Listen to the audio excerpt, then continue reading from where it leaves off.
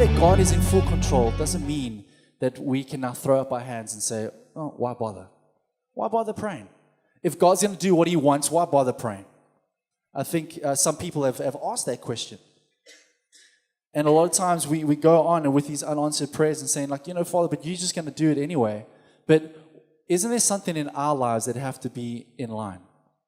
Are there things in our lives that have to be in line in order for God to truly be answering our prayers?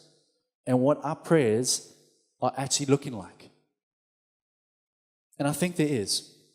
I think there's, the Lord's led me to kind of 5 areas in our life to kind of deal with these unanswered prayers. Things that we need to be checking in our lives before we come to God and ask Him for answers.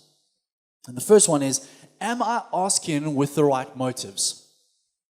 In James 4 verse 3, it reads, when you ask, you do not receive, because when you ask with the wrong motives, so that you could spend what you get on your own pleasures.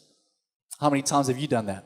Lord, I want this so that I can enjoy it. I want it. I want to spend it on my own pleasures. But simply asking God for stuff and thinking that He's some supernatural vending machine.